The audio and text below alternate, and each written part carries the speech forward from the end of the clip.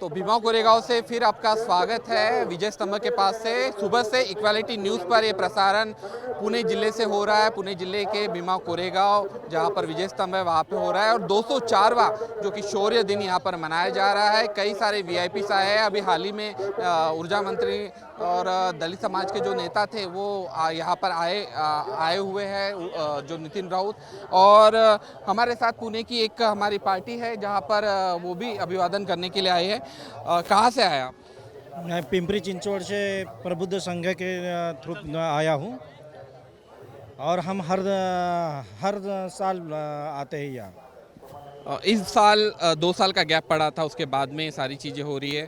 पहली बार प्रशासन ने दखल ली है इन सारी चीज़ों की, दस्तक दी है प्रशासन के द्वारा ये कार्यक्रम हो रहा है। क्या मान के चल रहा है? कैसा आयोजन है? ये आयोजन तो बहुत अच्छा किया है बस का। इसके पहले भी किया था लेकिन बस इसके पहले के साल कम गिरी थी। अभी इस साल तो बढ़िया आयोजन किया है। इतिहास की अगर बात की जाएगी तो भीमा कोरेगांव का इतिहास लोगों के मन में किस तरह से बसा हुआ है, जिस तरह से अगर बात की जाए? लोगों के मन में पूना के एरिया में तो है ये इतिहास के बारे में जानकारी। आजू बाजू के लोगों को बहुजन शिवा पूरा बहुजन समाज में नहीं है, लेकिन धीरे धीरे अभी ये भीड़ देख के लोग को मन में जागरूक हो रहे हैं कि ये इतिहास के बारे में लोग जानने लगे हैं। फिर भी उसके बारे में कोई पिक्चर वगैरह अगर निकला तो लोगों के मन में उसके यानी घर घर में बच्चों तक पहुंच जाएगा, ऐसा मुझे लगता है। Battle of Bhima Koregaon movie आ रहा है रमेश टेटे फिल्म्स के तहत। उसका शूटिंग भी शुरू हो चुका है, आधे से ज़्यादा पिक्चर बन भी चुका है। कितनी उत्सुकता है, कितने व्याकुल है आप वो देखने के लिए बड़े पर्दे पर? जैसे अर्जुन रामपाल जैसे कलाकार इसमें होंगे, क्या कहेंगे? हमने तो ऑलरेडी वो बुकिंग किया हुआ है। हम उत्सुक है कि कभी रिलीज होता है, तो हम देखने के लिए बहुत उत्सुक है। क्या कहेंगे आप, कहाँ से आए हो? हम पूना से आए हैं और आज का जो माहौल देख के ऐसा लग रहा है कि 2 साल का जो इधर परमिशन नहीं था, तो आज का जो माहौल है बहुत अच्छा है। और सब लोगों को मैं अपील करना चाहता हूँ आपके चैनल से माध्यम से कि न घबराते हुए इधर आइए और अभिवादन करिए। घबराहट किस बात की? घबराहट इस बात की कि ये शासन की ओर से जो कोरोना का भी जो डर फैला हुआ है, इनका भी जो माहौल है प्रिंट मीडिया के माध्यम से एक निगेटिव तरह से चल रहा है। जो अपने बहुजन के जो चैनल है वो ठीक तरह से बता रहे हैं, इसलिए पब्लिक में जो डर है वो ज़रा लग रहा है, तो इस माहौल का डर लगता है। फिर भी आज मेरे को ऐसा लगता है कि 20 से 25 लाख जो अनुयायी है आज अभिवादन करके जा सकते हैं। इतिहास के बारे में अगर बात कीजिएगा, 204 वर्ष हो रहे हैं, कितना बड़ा इतिहास लगता है इन सारी चीज़ों को देखते हो? क्योंकि इसको दबाने की भी कोशिश की गई कुछ संगठनों द्वारा। क्या कहेंगे? इसके बारे में इतना ही कहूँगा कि जो बहुजन जो संगठन है इतने साल में ठीक तरह से काम नहीं किया और ठीक तरह से एकता नहीं दिखाई। आज के माहौल में जो प्रिंट मीडिया और सब मीडिया माहौल अच्छा है, इस तरह से जो प्रचार प्रसार हो रहा है, इस वजह से आने वाला जो ये है अच्छे तरह से रहेगा और जो इतिहास है वो आजरामर है और आजरामर रहेगा। क्या कहेंगे, आज आप यहाँ पर आए हुए हैं, 2 साल का गैप पड़ा है और भीम सैनिक बड़ी संख्या में यहाँ पर आए? जितने भी लोग इधर आए हुए हैं, इस सबका मैं यहाँ से तहे दिल से स्वागत करता हूँ। और जो भी उस 204 साल पहले जो कुछ भी हुआ था उसका एक प्रतिनिधित्व करके जो हम अभी इधर आए हैं, तो हमें बहुत खुशी है कि हमारे इतने लोगों ने इतना शौर्य का काम किया है। किस बात के लिए आते हैं यहाँ पर? क्या महारों के शौर्य के लिए आते हैं, क्या बाबा साहब को अभिवादन करने के लिए आते हैं? वो भी जानना बहुत ज़रूरी है, क्योंकि बाबा साहब ने 1 जनवरी 1927 में आकर जो कारवां जो शुरू किया उसको बदस्तूर जारी रखने के लिए सारी चीज़ें होती है। जी, ये सब बाबा साहब ने जब 1927-27 में जब विजिट किया, उस टाइम से आज तक कहीं भी लोगों की अभिवादन करने की संख्या बढ़ ही रही है, वो कम नहीं हो रही है। और जिस हिसाब से यह पब्लिक आ रही है, जिन्होंने 204 साल पहले जो किया था वो बहुत सराहनीय है। जो इतिहास कहता है, लेकिन आज भी कई सारे अत्याचार अन्याय हमारे समाज पर हो रहे हैं, कई सारी घटनाएं हो रही हैं। क्या कहेंगे, ऐसी सारी चीज़ों के लिए समाज ने संगठित होकर लड़ना चाहिए? यही दुख की बात है कि हमारा इतने संगठन है कि गिनने में तो बहुत सारे हैं, लेकिन एक भी काम का नहीं है।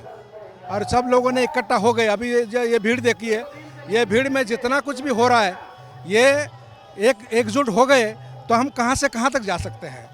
बहुत कुछ बड़ा बदलाव आ सकता है। क्या आप जानते हैं कि भीमा कोरेगांव पर एक फिल्म भी बन रही है जिसका निर्माण हो रहा है? The battle of Bhima Koregaon. कितनी उत्सुकता है आपको फिल्म देखने की? बहुत, मैं इगरेसली मैं देख रहा हूँ कब रिलीज होता है। पहला फर्स्ट शो पहला देखने जाऊँगा। रमेश टेटे सर ने ये कदम उठाया है, हालांकि सब्जेक्ट बहुत बड़ा था, कोई हाथ नहीं डाला था इन सारी चीज़ों को। रमेश टेटे के लिए क्या कहना चाहिए? उन्होंने बहुत बड़ा काम किया है। ऐसा काम जो आज तक किसी ने नहीं किया वो किया है, और इसके वजह से समाज में बहुत बड़ा जागृति होने वाला है। हम पुणे से आए हैं, चिंचवड से, पुणे के चिंचवड से आए हैं। क्या कहेंगे आज? आज तो हम यहाँ अभिवादन करने आए हैं कि हमारी एक गौरवशाली परंपरा है कि हम भी सच्चे योद्धे हैं, और उन योद्धों को याद करके हमें भी ये परंपरा आगे चलानी है। भीमा कोरेगांव का इतिहास परिवार में जब बताने की बात आती है तो किस तरह से बताती है? एक महिला के तौर पर क्या जानना चाहिए? एक महिला के तौर पर मैं अपने बच्चों को पढ़ाती हूँ कि अत्याचार के खिलाफ हमने भी लड़ाई की थी, और उस लड़ाई में हमने बाजी मार दी थी। बाबा साहब को भी अभिवादन इस दौर से किया जाता है कि कितना बड़ा संघर्ष किया इन सारी चीज़ों को देखते हो। और जब 1 जनवरी 1927 को ये दिन भी बाबा साहब ने दी है, यहाँ पर वो आए थे, उसके बाद में सारे भीम सैनिक यहाँ पर आते, तो क्या कहेंगे बाबा साहब के बारे में? बाबा साहब ने हमको ये सब इतिहास बताया है। उन्होंने जो बताया है उनके क्या बोलते हैं, उनके जो तौर तरीके हैं, उन्होंने जो हम सिखाए उसके राह पर हम चलते, और उन्होंने हमको हमारा सच्चा इतिहास जो है वो बताया है। तो हम यहाँ अभिवादन करने हर साल आते हैं। और भी लोग आए हुए। ताई कहाँ से आई? पुनावळे. नमो बुद्धाय, नमो धम्माय, नमो संघाय.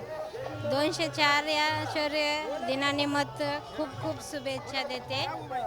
मला खूप अभिमान वाटते, एवढ्या गर्दी जमलेली आहे, खूप अभिमानाने सांगावं वाटतंय. कोरोनाची भीती वाटत होती तुम्हाला की तुम्ही इथे? नाही, ऑलरेडी डोस झालेले आहेत आमचे, तरी पण आम्ही आलेले आहे. ती गर्दी, जनसागर बघायला खूप अभिमान वाटतो. मला एकच म्हणायचं आहे, काळजावर कोरले नाव आमच्या भीमा कोरेगाव, काळजावर कोरले नाव आमच्या भीमा कोरेगाव. नमो बुद्धाय. तो देख सकते हैं यहाँ पर किस तरह से लोगों में उत्साह है। कोरोना का डर था, हालांकि जिस तरह से प्रिकॉशंस लेके आए हुए लोग, तो उस पर भी यहाँ पर खुशी हो रही है। नया साल भीमा कोरेगांव के साथ यहाँ पर लोग मनाना चाहते हैं। थोड़ा सा दुख है, कुछ लोगों ने जताया जरूर कि समाज आज भी असंगठित है। क्या कहेंगे, समाज आज भी असंगठित क्यों है? कुछ लोगों ने आपत्ति जताई।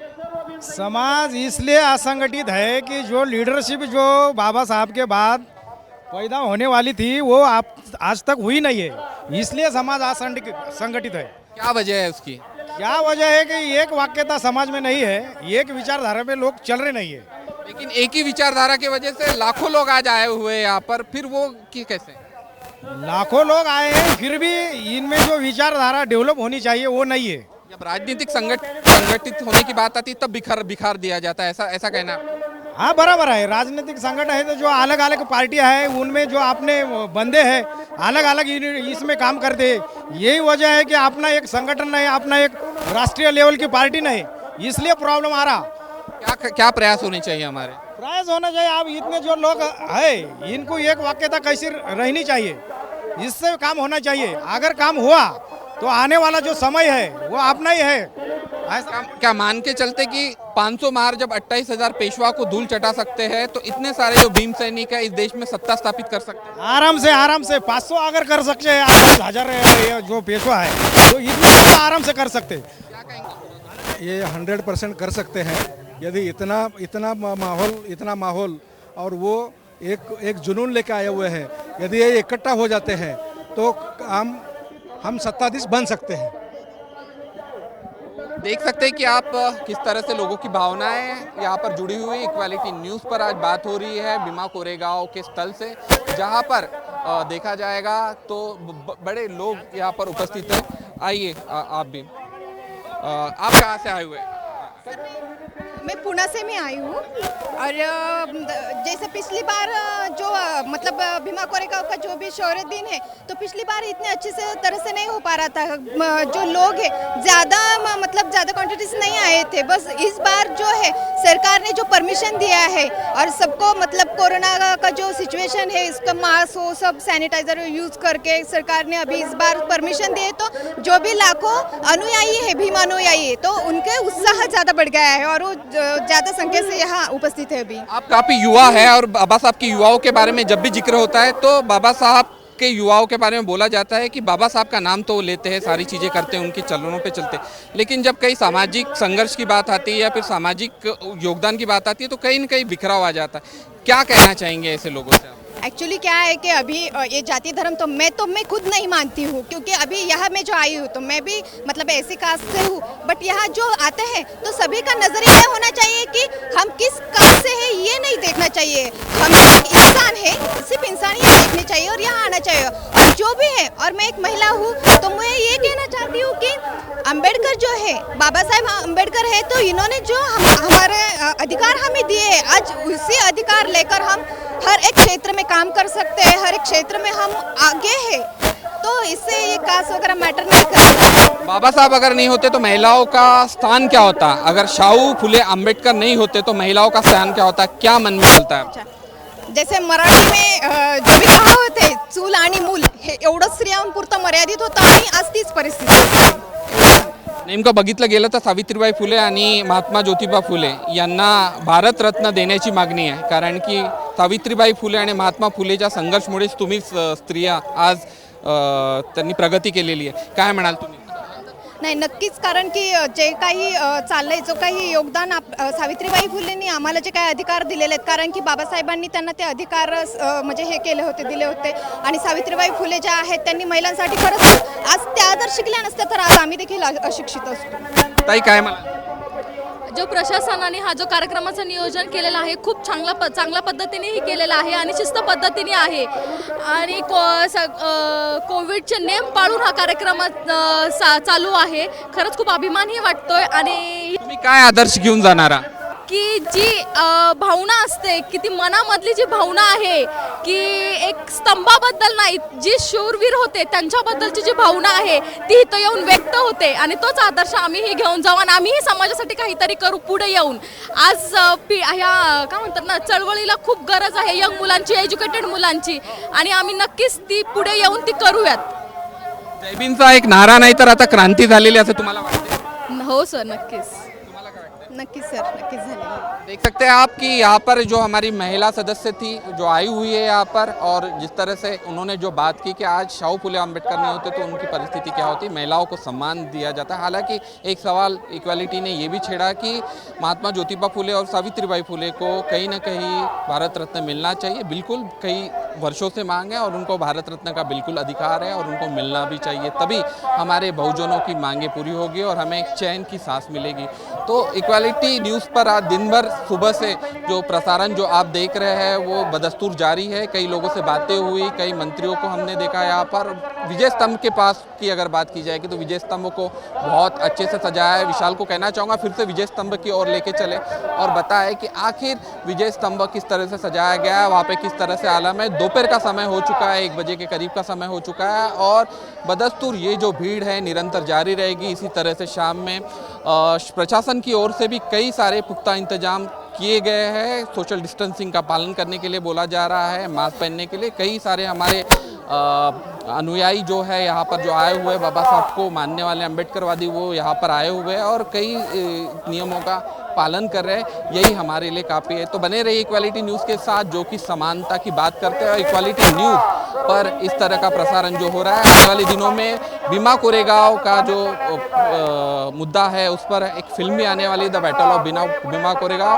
हम तमाम अम्बेडकरवादियों से कहना चाहेंगे कि उस फिल्म को जरूर देखें क्योंकि रमेश टेटे सर ने उस फिल्म को निर्माण करने में अपना तन मन धन सारी चीज़ें लगा दी है और आपका देखना अनिवार्य है ताकि महारों का इतिहास पूरे विश्व में फैलाया जा सकता है। तो बने रहिए इक्वालिटी न्यूज़ के साथ, निरंतर सीधा प्रसारण जारी है।